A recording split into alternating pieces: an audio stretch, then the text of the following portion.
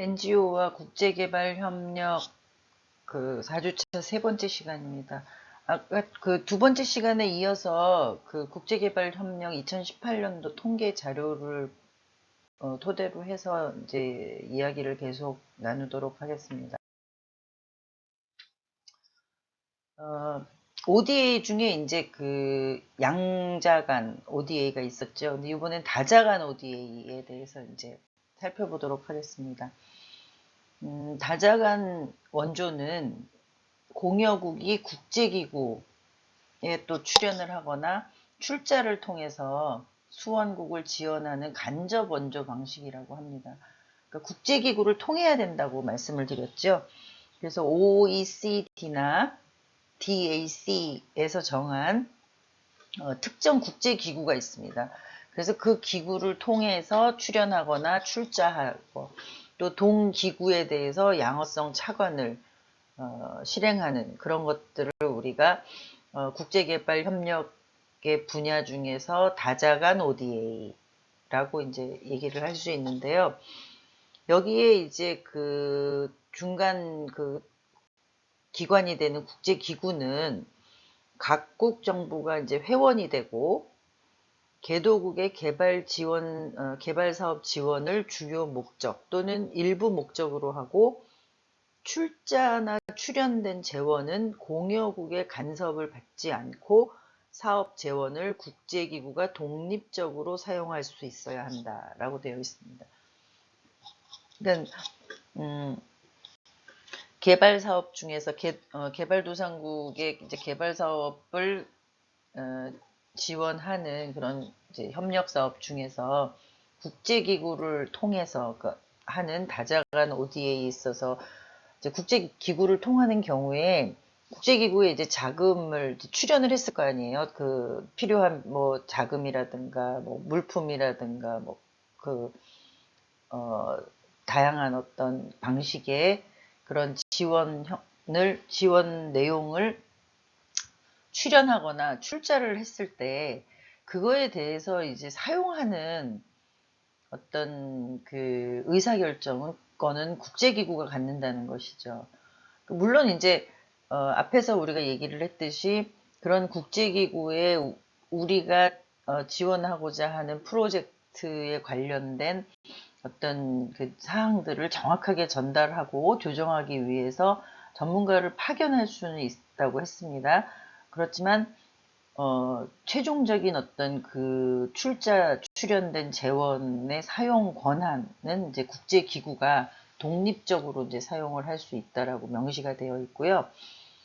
또 국제기구에 대한 출자라고 하더라도 공여국이 지원 대상 국가나 목적에 대한 제한을 두었다 그러면 다자간이 아닌 양자간 ODA로 분류를 한다는 것입니다. 그러니까 공여국께서는 다자간 ODA라고 생각을 해서 이제 국제기구를 통해서 지원을 하고자 했으나 그런데 우리가 지원하는 거는 뭐 이제 그 협력 사업의 내용이라든가 규모라든가 방법이라든가 이런 거에 대해서 공여국이 그 제한을 두고 있다 하면 국제기구는 이제 그거를 거부할 수 있다는 것이죠. 그거는 국가 간에 양자 간으로 해결을 해라. 양자 간의 어떤 지원 그 협력 관계로 그 간주를 한다. 그래서 그거는 다자 간 ODA로 보지 않고 양자 간 ODA로 분류를 한다는 것입니다. 예를 들어서 공여국의 WFP 월드 푸드 프로그램인데 공여국이 이 월드 푸드 프로그램이라는 국제기구를 통해서 캄보디아 난민들한테 이제 옥수수 지급을 한다라고 했을 때 여기에 이제 난민이라는 어떤 제한, 그 다음에 뭐 지원의 방식 이런 것들을 제한했을 경우는 캄보디아에 대한 양자 간의 ODA로 분류를 한다. 그러니까 캄보디아라는 거를 지원했다는 것, 그 지정했다는 것이죠. 근데 만약에 그 WFP는 지금 캄보디아보다 더 우선적으로 식량 공급이 필요한 어떤 국가가 있다. 개발도상국 중에 그런 국가가 있다라고 판단을 할 수도 있는 거잖아요. 그런데 공여국이 우리는 캄보디아의 난민들을 위해서만 지급하고 싶다라고 했을 때는 그 WFP라는 국제기구가 그거를 거부할 수 있다. 그래서 그거는 공화국하고 캄보디아하고의 양자 간 ODA 방식으로 추진을 해라라고 정리를 할 수 있다라는 것입니다. 여기서 이제 다자간 그 ODA의 그 협력 체계에서는 이제 국제기구를 통한다 그랬었잖아요. 그러면은 적격 국제기구를 우리가 이제 그 선정을 하고 있는 거예요. 정해서 아까 DAC에 30개 국가가 이제 참여를 해서 그 30개 국가들이 다자간 어떤 협력 사업을 할 때 국제기구들을 통하는데 그 국제기구는 어, 그 적격 여부를 판단을 해가지고 정한다는 것이죠. 그래서 먼저 이제 그 국제연합 기구가 있을 수 있고요. 또 유엔연합의 집행위원회 기구가 있을 수 있고요. 또 세계은행하고 관련된 그룹으로 이제 구분이 되기도 하고 또 지역 개발을 하는데 이제 전문적으로 업무를 하는 그런 지역 개발 은행들이 있고요. 또 기타 기구들이 있는데요. 여기서 우리가 이제 하나하나 살펴보면 먼저 이제 국제 연합 기구들이 있죠.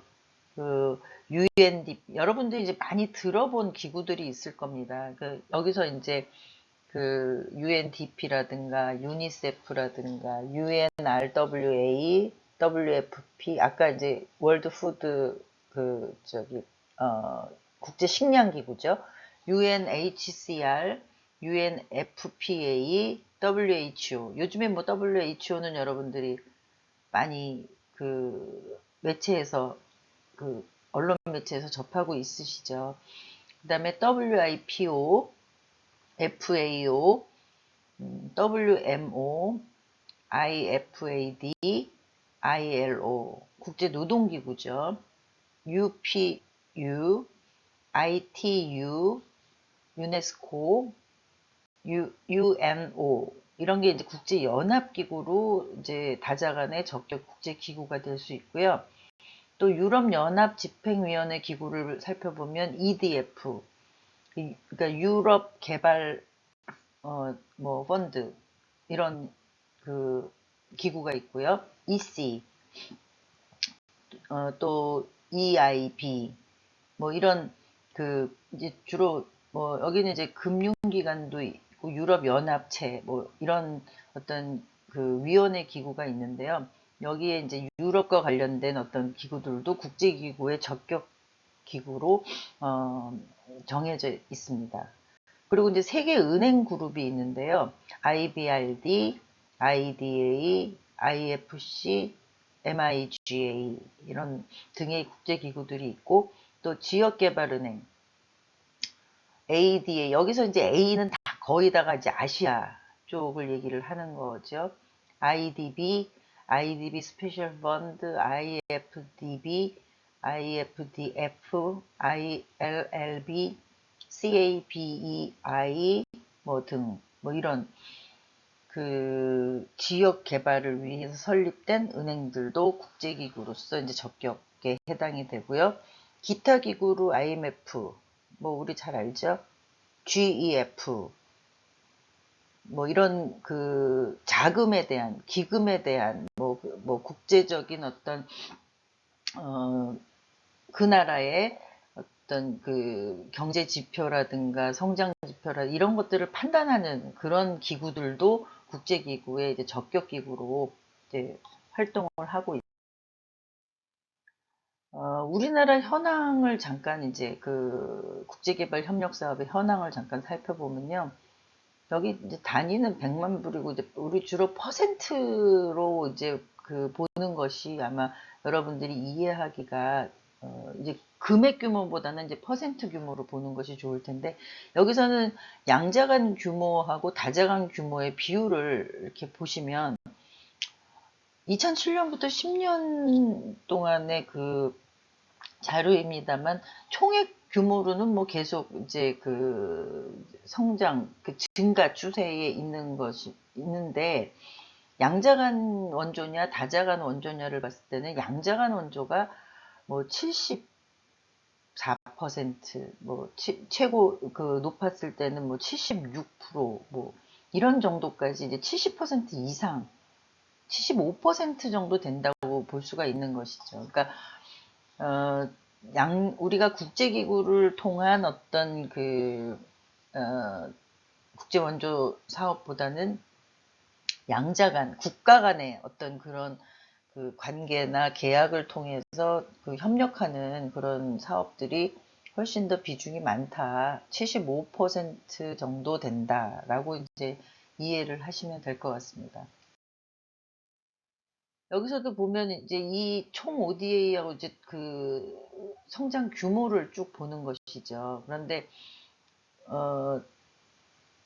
총 ODA하고 다자간 원조 규모는 어쨌든 그 ODA 총액이 늘어날 때 그 그래프 모양이 유사합니다.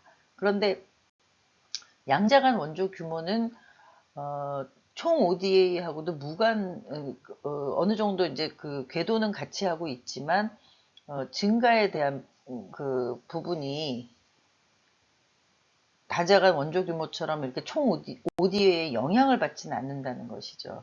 그래서 양자간 원조 규모라는 거는 어쨌든 그 사업 내용이나 사업 방향을 설정할 때 그 지원 대상 국가의 형편, 상황 이런 것들을 많이 그러니까 그 중심으로 판단을 하는 것이기 때문에 지금 현재 우리가 하는 어떤 ODA의 총량에 대한 부분보다는 그 지원에 대한 목표에 대한 이런 것들이 더 우선되는 것이 아닌가라는 생각이 듭니다. 다자간 원조 규모 같은 경우는 일단 ODA를 할 수 있는 총 규모에 따라서 그 움직이는 그런 그 어떤 비율이 그 같이 움직이는 이 모양이 비슷하잖아요. 그런 것들을 이제 우리가 추이로 살펴볼 수 있습니다. 양자간에 이제 또 유상 원조냐, 무상 원조냐에 대한 비율들이 있습니다. 우리가 그 2007년도부터의 그 이제 통계 수치를 보는 건데요. 양자간 원조, 아까 그 양자간 원조하고 다자간 원조 중에서 양자간 원조가 75% 정도를 차지한다 그랬었잖아요. 전체 그 ODA 중에. 그런데 그 양자간 원조 중에서 유상 원조와 무상 원조가 있습니다. 그런데 유상 원조는 어떤 계약이나 관계에 의해서 어떤 상환의 의무 이런 것들이 주어지는 조건에 따라서 주어진다고 했습니다. 그럼 무상 원조에 대한 비율을 보면 초창기 그러니까 2007년도 우리가 이제 법이 생긴 거는 2010년도잖아요. 그런데 그 전부터 우리가 이런 국제개발 협력에 대한 일들은 이제 수행을 해왔던 것이죠. 그런데 그런 것들을 정리하고 이제 체계를 잡아 가야 되겠다는 필요성이 이제 그 공론화되면서 법이 제정이 된 거죠.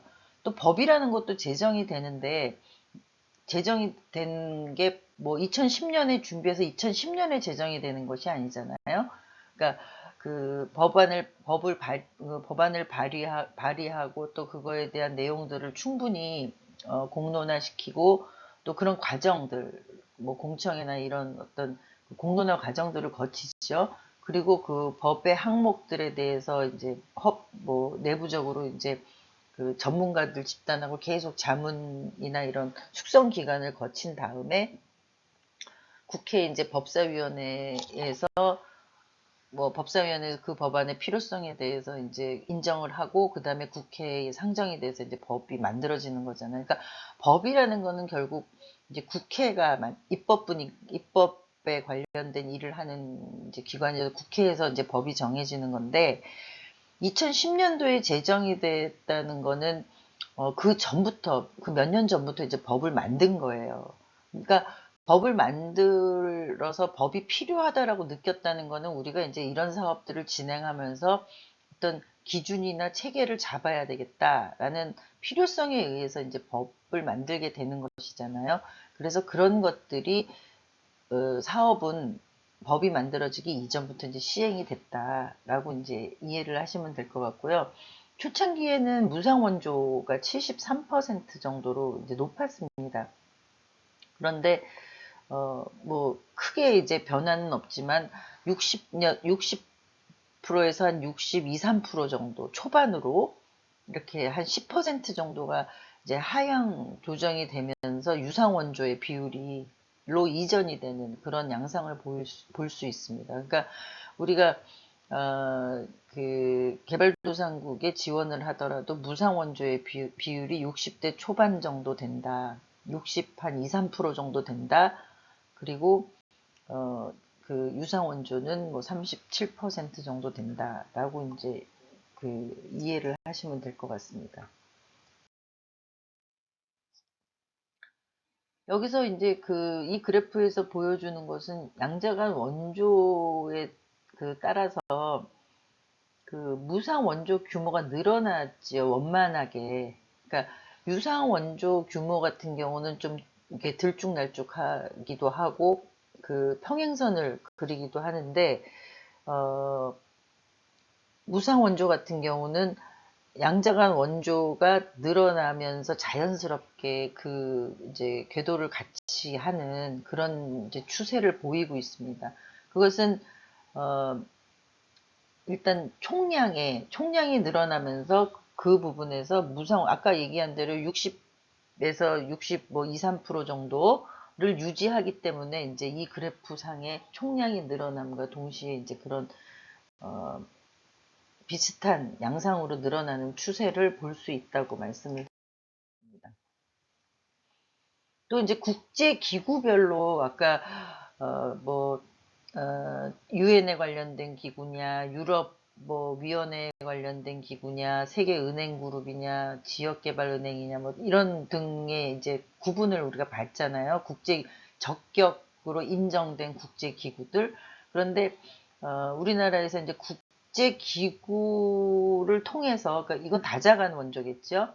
그러니까 다자간 원조를 하는데 국제기구를 통한 이제 비율을 봤습니다. 근데 이제 지역개발은행과 세계은행 그룹이 36%로 이제 똑같은 비율을 차지하고 있고 높습니다. 이 둘이 뭐 72% 정도를 차지하고 있기 때문에 대부분의 우리가 다자간 국제협력에서는 세계은행이나 지역개발은행을 통해서 지원을 하는 방식을 채택하고 있다라고 이제 이해를 하시면 될 것 같고요. 유엔에 관련된 그 기구들을 통한 다자간 지원은 21%, 그리고 기타 국제기구들, 아까 IMF란 게 등 있었죠. 그런 기구들을 통한 그 국제개발협력은 7% 정도로 차지하고 있다라는 그 전체적인 어떤 비율이나 전체 그림을 이제 보시면 이해할 수 있을 겁니다.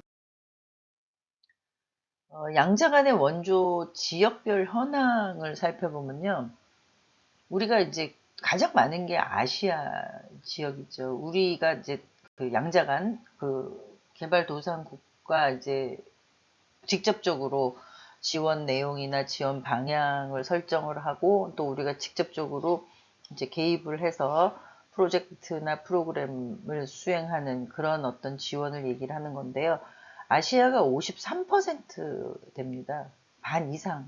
아시아 국가, 뭐 아시아에 이제 국가가 워낙 또 많기도 하지만 그렇지만 우리가 또 아시아에 속해 있고 그러기 때문에 그 같은 어떤 개발도상국이라 하더라도 우리하고 근접한 어떤 지역의 국가들이 우리 지원의 그 지역으로 많이 이제 설정이 되어 있다는 거, 53%. 그다음에 아프리카가 이제 23%입니다. 그러니까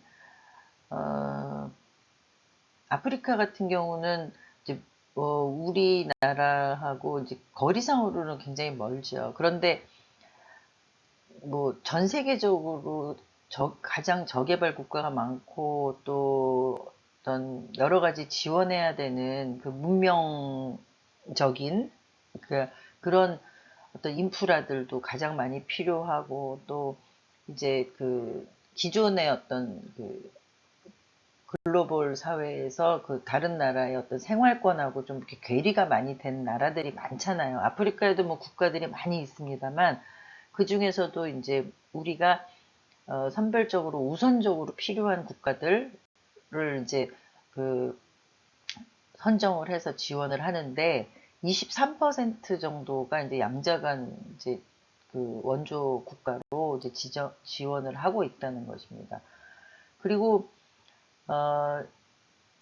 여기서 이제 9%가 아메리카인데 이거는 뭐 북아메리카라고 이제 뭐 북아메리카냐 남아메리카냐고 이제 어느 나라냐라고 규정은 할 수는 없지만 아무래도 남아메리카 쪽이 훨씬 많겠죠. 북아메리카에 뭐 미국이나 캐나다를 우리가 원조하는 것보다는 양자간에 있어서는 남미 국가들에 대한 부분이 한 9% 정도 된다.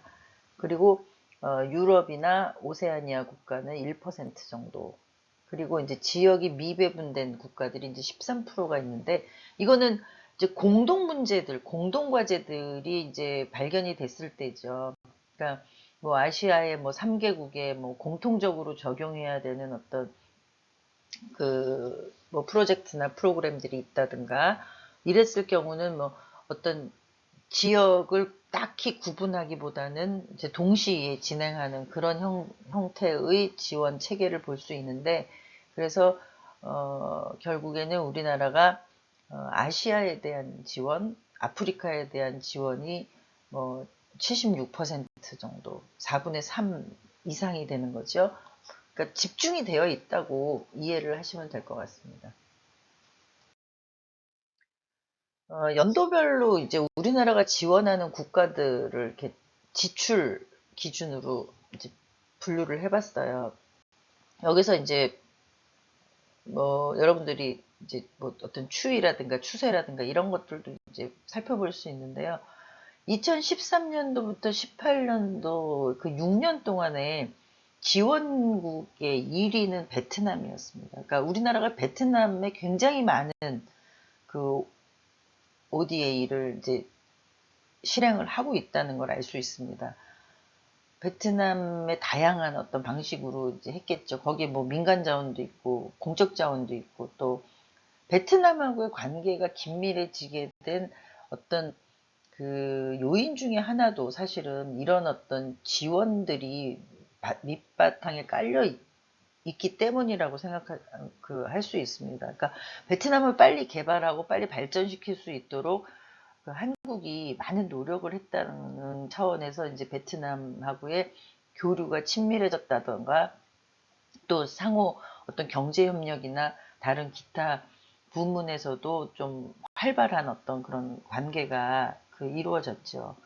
뭐 특히 이제 뭐 그 축구 감독이 이제 베트남의 축구를 다시 뭐 일으켜서 영웅이 된 것 같은 것, 또 베트남의 이제 그 국내 대기업이 사업장을 이전해가지고 생산 기지로 활용함으로써 베트남의 어떤 경제를 활성화시킨 것들, 그리고 우리가 또 최근에 이제 베트남 관광도 많이 가잖아요. 그러니까 이런 교류들이 활성화된 것도 사실은 기본적으로 국가 차원에서 베트남하고의 그 어떤 국제개발 협력 그 지원 이런 것들이 이루어졌다는 거죠. 그리고 그런 총량이나 이런 그 지속성 이런 것들이 이제 그 가미가 됐기 때문에 베트남하고의 관계가 짧은 시간에 그 이렇게 그 활발하게 이루어졌다는 것이고요.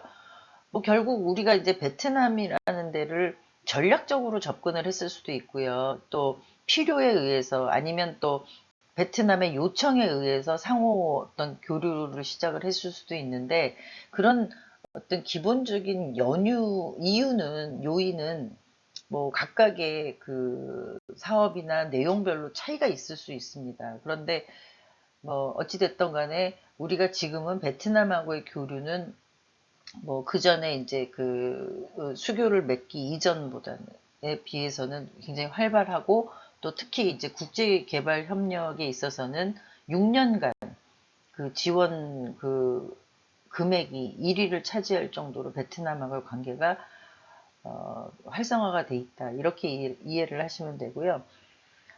2013년도에 2위였던 아프가니스탄 같은 경우는 2014년, 15년, 16년 계속 이제 그 순위가 이제 떨어지면서 2016년 이후에는 이제 지원을 중단을 했습니다. 아프가니스탄에 이제 국내적인 어떤 문제들도 있을 수 있고요. 또 우리가 아프가니스탄에 더 이상 이제 접근을 하기에 어려운 그런 이제 상황들도 있을 거고, 그 주변 국가와의 관계 이런 것들도 있기 때문에 이런 추이를 보면 우리나라하고 그 국가하고의 관계에 대한 부분들도 아마 여러분들이 좀 감지를 할 수 있을 거라고 생각이 듭니다.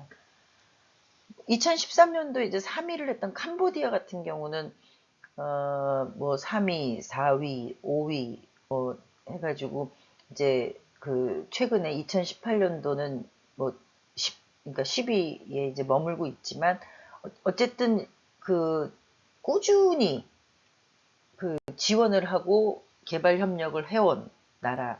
그러니까 캄보디아 같은 경우도 베트남하고 이제 뭐 베트남에 비교를 하면 뭐 절대적인 어떤 지원액이라든가 규모는 적을지 모르겠지만 계속 그 오랜 시간을 두고 지속적으로 개발 협력에 대한 어떤 사업들을 진행을 한 그런 나라라고 볼 수가 있습니다. 그리고 2013년도에 4위였던 모잠비크 같은 경우도 이제 2016년까지 지원을 하고 중단이 됐고요.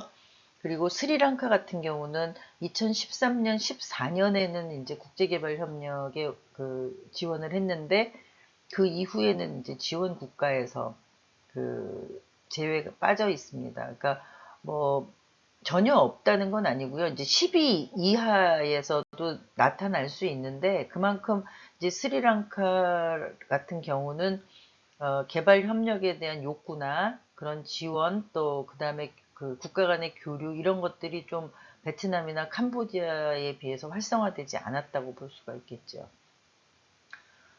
방글라데시 같은 경우도 지속적으로 이제 지원을 하는 나라 중에 하나죠. 우리가 이제 방글라데시에 그 관련된 거는 이제 사회복지와 관련해서도 많이 그 뭐 얘기를 하고 있죠. 방글라데시의 이제 그라민뱅크의 그 유누스 총재 같은 사람은 그 빈민구제 운동 은행을 설립해서 빈민을 구제한 걸로 뭐 노벨상까지 받기도 했잖아요. 노벨 평화상까지 받기도 했잖아요. 그런 것처럼 방글라데시라는 나라도 이제 그 우리나라의 한 5, 60년대 수준으로 이제 그 경제 수준을 지금 갖고 있지만 지속적인 어떤 그 국제 개발 협력을 통해서 발전을 하는 그런 그 과정에 있는 그런 나라라고 볼 수 있습니다. 필리핀 같은 경우도 우리가 이제 국제개발 협력 관계에서는 이제 지속적으로 그 지원을 하고 있는 그 10위권 안에 드는 어떤 그런 나라입니다. 계속 이제 10위권 안에 들어 있습니다. 필리핀도. 근데 여러분들은 잘 모르시겠지만 사실은 70년대 그만 해도 필리핀은 굉장히 그 잘 사는 나라였습니다. 물론 역사책을 통해서 이제 여러분들이 그런 거를 이제 경험을 하셨겠지만 그런데 이제 그 실제적으로 지금 5, 60대가 되는 기성세대들한테 나라가 망하는구나, 나라가 망할 수 있구나라는 거를 그 경험하게 해준 게 사실은 필리핀입니다. 그러니까 우리가 필리핀의 원조를 굉장히 많이 받았습니다. 뭐 지금 서울에 있는 장충체육관을 처음 만들 때도 필리핀의 원조를 받았다고 하잖아요. 그런 것처럼 필리핀이 이제 우리나라의 원조를 굉장히 많이 했던 나라인데 실제적으로 지금은 국가가 그러니까 경제적으로 이제 파탄에 이르면서 이제 헤어나오지 못하니까 지금은 이제 저개발 국가로 이제 개발도상 국가로 이제 그 지정이 돼가지고 다른 나라의 원조들을 받는 나라가 된 거죠. 또 이제 파키스탄, 인도네시아 같은 경우도 그 10위권 안에 일시적으로 이제 들어왔다가 지금은 이제 뭐 그 10위권 바깥에서 지원을 하는 어떤 지원 국가가 되어 있지만 어쨌든 여기에 나와 있는 이런 국가 이름들을 보면 우리나라의 어떤 국가 정책이나 외교 정책 방향 이런 것들도 사실은 이제 가늠할 수 있습니다. 그러니까 우리가 이제 뭐 예를 들어 2016년에 미얀마에 대한 지원이 늘어났다는 거는 미얀마하고 뭔가를 이제 시도하려고 하는 노력이 있지 않나라는 생각이 들고요. 정부의 어떤 정책으로. 그리고 2018년도에 이제 탄자니아 같은 경우가 이제 5위에 있었고 2위에 이제 에티오피아가 있는데요. 이런 나라들하고도 국가가 아마 긴밀한 어떤 경제 협력을 위한 그런 관계 형성 이런 것들을 위해서 일단 그 나라를 개발해서 그 나라가 어느 정도 수준에 올라오게 만들어야 우리가 국제개발협력 이후에 경제개발 등을 논의할 수 있잖아요. 그래서 그런 거에 이제 시도를 하고 있다라는 것을 이제 이런 도표에서 전체적으로 저개발 국가하고의 관계를 우리가 한번 짚어볼 수 있습니다. 2018년도 앞에 도표에 본 것처럼 이제 10개국의 지원 금액을 보는 건데요. 베트남이 월등하게 많습니다. 그러니까 뭐 2위인 에티오피아, 이집트, 몽골 여기 뭐 그 2위부터는 이제 어느 정도 비슷한 수준으로 줄어드는 어떤 그런 양상을 보이는데 베트남 같은 경우는 2위 국가의 거의 1.78배 정도의 지원, 굉장히 많이 지원을 하고 있다라고 볼 수 있습니다. 그러니까 아직까지 우리가 베트남에 해야 될 일도 많고 할 수 있는 일도 많고 또 베트남이라는 국가가 또 우리나라하고의 그런 어떤 교류를 원하고 있기 때문에 그런 지원에 대한 부분들도 욕구를 많이 표현하고 있다. 그래서 그거에 우리는 대응을 해서 베트남하고의 관계를 규모를 뭐 어느 정도 유지 이렇게 하고 있다라고 이해를 하시면 될 것 같습니다. 원조 분야별로 일단 봤습니다. 이거는 92년부터 18년도에 누계를 통해서 이제 이 양자간 원조에 대한 이제 분야별 현황을 만들었다고 했는데요. 이거는 이제 왜 여러 해, 그러니까 한 해의 그런 통계를 보는 게 아니라 왜 여러 해를 누적해서 보느냐라는 거는 인프라라는 거는 한 해에 뭐 짧은 시간에 구축을 하는 게 그렇게 용이하지 않습니다. 그래서 장시간을 필요로 하기도 하고요. 또 그런 인프라를 구축을 하고 세팅을 하고 또 원활하게 돌아가는 이런 과정들이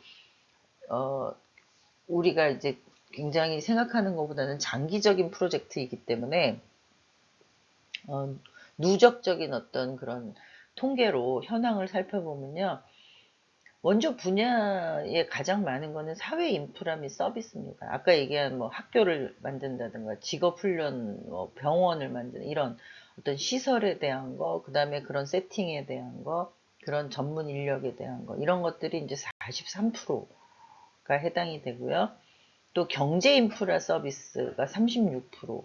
그러니까 이거는 이제 뭐 우리의 생산 시설을 이전한다거나 그런 것들이 이제 해당이 되겠죠. 경제 인프라라는 거는 우리나라의 사업장이 있는 우리나라 기업이 현지에 베트남 같이 이제 뭐 공장을 설립한다거나 법인을 설립한다거나 이런 어떤 경제 인프라하고 서비스가 이제 36%고요. 생산 부문, 그러니까 생산을 할 수 있도록 이제 지원하는 그런 부문, 그리고 여기 뭐 다부문이라고 되는데 이거는 뭐 어떤 생활과 관련된 여러 가지 다양한 어떤 그런 부분을 얘기를 할 수 있고요. 또 원조국의 행정 비용도 이제 그 아까 행정이나 지원 인력에 대한 부분들이 다 들어간다 그랬잖아요. 그래서 그 원조국의 행정 비용을 지원한 것도 3% 정도가 됩니다.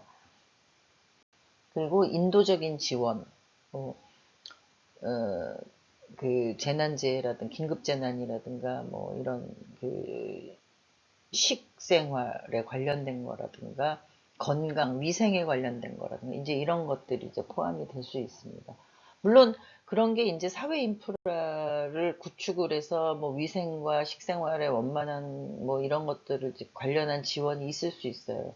예를 들어서 어, 무슨 가축을 키우는 도로 그 가축을 지원을 했다고 하면 인도적인 지원에 들어갈 수 있지만 그 가축을 키울 수 있는 시설을 만들거나 그 가축을 잘 키워서 닭을 키워서 뭐 달걀을 먹을 수 있는 방법 이런 것들의 기술을 지원하는 거 이런 것들은 사회적 인프라 및 서비스의 일부가 이제 해당이 될 수 있기 때문에 중복적으로 지원 분야를 어, 그 정하기, 하나로 딱 정하기 어려운 그런 사업들도 있습니다.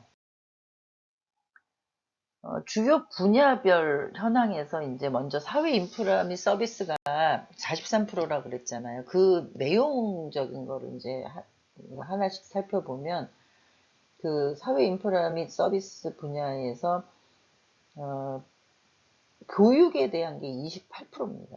그러니까 교육에 대한 어떤 그 인프라 지원이 제일 많다라는 것이죠. 뭐 우리도 50년대에 그 한국 전쟁 때 이제 학교를 먼저 재건하고 복구하는 뭐 이런 일들을 많이 했었다고 그런 역사책이나 뭐 이런 기타 그 자료에서 많이들 보실 수 있을 겁니다. 그러니까 그만큼 이제 교육이라는 거는 그 전 국민들의 의식 수준을 높이고 이렇게 어쨌든 정예화시키는 것이기 때문에 어, 교육에 대한 인프라를 구축하는 것이 저개발 국가 또 개발도상국에는 굉장히 중요한 어떤 인프라일 수 있죠. 그래서 사회 인프라 중에서는 교육에 대한 게 28%를 차지하고 있고요. 그 다음에 이제 보건위생에 대한 부분이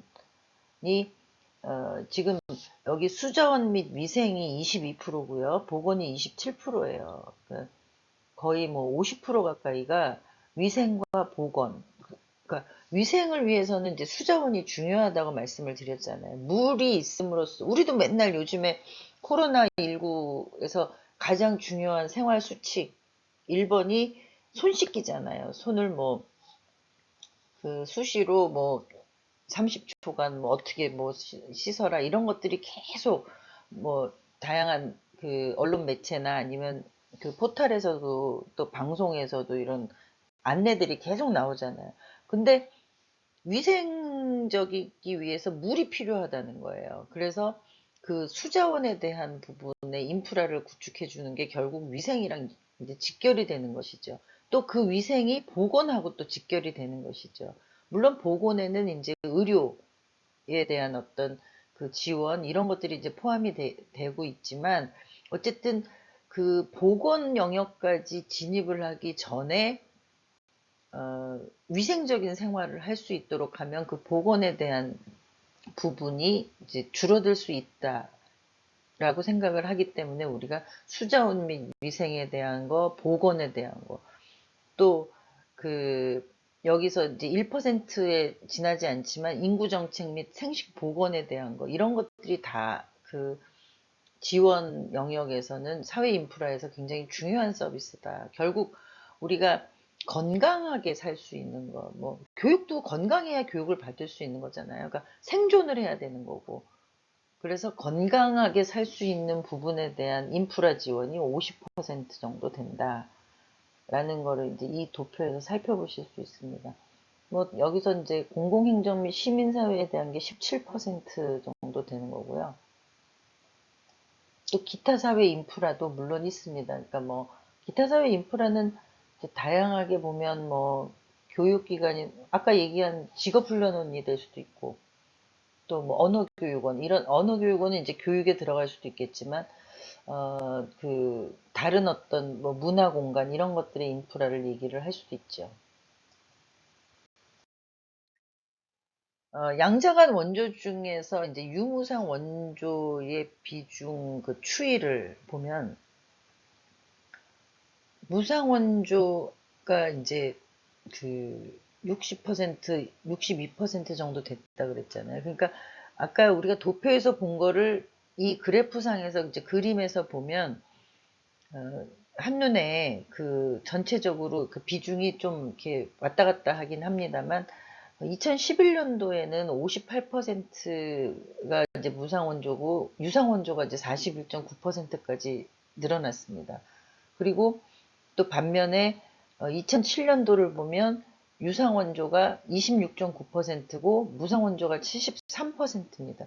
이때에 무슨 일이 있었는지 이런 것들은 우리가 그 당시에 어떤 우리 사회 또 우리의 국제관계의 어떤 정책, 외교 정책, 또 우리나라의 어떤 그 상황 이런 것들이 다 총체적으로 이렇게 분석이 돼야지만 왜 이 2007년도에는 무상 원조가 이렇게 비중을 많이 차지하지? 왜 2011년도는 유상 원조가 비중이 확 늘었지? 이런 것들을 우리가 정확하게 요인을 분석할 수 있습니다. 그래서 우리가 이제 여러분들이 이런 도표를 보면서 분석적으로 이제 보는 그런 습관을 이제 길러야 되는데, 지금 말씀드린 대로 좀 특이한 경우에 분명히 그런 이유가 있을 겁니다. 근데 그런 이유들은 다양한 각도에서의 자료들을 총체적으로 이제 접근을 해서 봐야지만 그 내용이 명확하게 왜 그런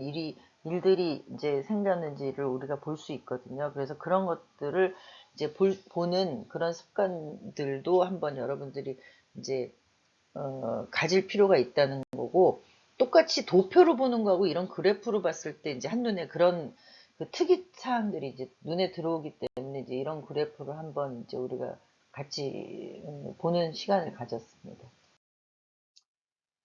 어, 아까 말씀드린 대로 우리가 이제 국제개발협력에 대한 오늘 뭐 그 기본 법에 대해서도 쭉 정리를 해봤고요. 또 국제개발협력에 대한 2018년도에 그 각 항목별로 어떤 지원 내용이라든가 지원 규모라든가 뭐 대상 국가라든가 뭐 지원 방법 이런 것들을 이제 통계적으로 정리한 내용들을 우리가 쭉 봤습니다. 어, 다음 주부터는 우리가 본격적으로 NGO의 국제개발 이제 협력 프로젝트 수행을 해 나갈 건데요. 등교 수업이 언제부터 이제 이루어질지 아직 미정이지만, 등교 수업이 이루어지면 여러분들이 더욱 이제 활발하게 논의를 하고, 뭐 자료를 수집하거나, 토론을 하거나 해서 이제 그 성과물을 만들어내는 과정을 이제 진행을 할 수 있겠지만, 등교 수업이 아닌 상태에서 우리가 프로젝트 수업의 그 성과물을 만들기 위한 그 단계를 이제 밟아가야 되는 이제 그 지점에 와 있습니다. 그래서 우리가 어떤 방식으로 이 프로젝트 수행을 위한 단계를 만들어 갈런지에 대한 논의를 여러분들하고 이제 하고, 방식에 대한 거, 뭐 예를 들면 이제 조편성을 뭐 임의적으로 제가 이제 해도 되는 건지, 아니면 여러분들이 자발적으로 어떤 방식으로 조편성을 할 수 있는지, 이런 아이디어들을 여러분들이 이제 그 뭐 백석톡이라든가 이런 걸 통해서 한번 논의를 하는 시간을 가질 거고요. 어, 일단 조편성을 해서 프로젝트 수행을 해야 되는데, 지금 이제 한 개 조당 5명 정도씩, 우리가 이제 22명이기 때문에 2개 조가 6명이 되겠죠. 그 전체 4개 조로 이제 프로젝트 수행을 하려고 합니다. 그래서 여러분들이 그 조 편성을 어떻게 하면 좋은지에 대한 아이디어를 한번 이제 고민을 하셨다가, 다음 주 초에 그 우리가 조 편성을 어떻게 하면 그 좋은지 이런 것들에 대해서 같이 한번 의논을 해보도록 하겠습니다. 그래서 기본적으로 이제 우리가 NGO와 국제개발협력이라는 수업 과정에서 이론적으로 이해하거나 어떤 그 큰 그림에서 봐야 되는 내용들은 이제 오늘까지 다 정리가 됐고요. 앞으로는 여러분들이 이제 직접 수행을 하는 그런 프로젝트성으로 진행을 하는 것이 이제 우리 수업의 목표이거든요. 그리고 우리가 이제 성과물도 만들어내야 되고 또 그런 과정에 대한 어떤 자료들도 우리가 같이 모아 나가야 되고 공유를 해야 되는 이제 그런 일들이 남아 있습니다. 그래서 여러분들이 이제 앞으로는 우리가 그런 프로젝트를 위해서는 어쨌든 조 단위로 편성을 해서 조 단위로 논의를 하는 과정들이 이제 많이 이루어져야 할 것입니다. 그래서 다음 시간부터는 그런 적극적으로 참여하는 어떤 수업이 된다는 것을 여러분들이 이제 이해를 하시고 인지를 하시고 이번 시간까지의 그런 기본적인 내용들 다시 한번 이제 리뷰를 하시면서 NGO와 국제개발협력 간에는 이런 관계성이 있구나라는 것을 여러분들이 다시 한번 정리를 하셨으면 합니다. 그러면 4주차 수업을 마치고 다음 시간에 뵙도록 하겠습니다. 감사합니다.